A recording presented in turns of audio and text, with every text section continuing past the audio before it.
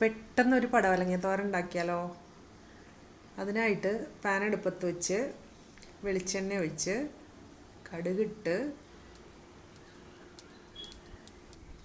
ഒരു നുള്ള് ഉഴുന്ന് പരിപ്പ്, ഒരു നുള്ള് ജീരകം എല്ലാം കൂടി ഒന്ന് മിക്സ് ചെയ്തതിന് ശേഷം ഞാൻ ചോപ്പർ വെച്ചാണ് അരിഞ്ഞു വച്ചിരിക്കണേ കേട്ടോ പടവലങ്ങ. അതാകുമ്പോൾ നല്ല നൈസായിട്ട് ചെറിയ ഇതായിട്ട് കിട്ടുകയും ചെയ്യും. പിന്നെ ഒരു സവാളയുടെ പകുതി, പച്ചമുളക് 4 കരിവേപ്പില ഇത്ര ഇട്ടിട്ട് മഞ്ഞൾപ്പൊടി, ഉപ്പ് ആവശ്യത്തിന് ഇട്ട് നല്ലോണം ഒന്ന് മിക്സ് ചെയ്യുക.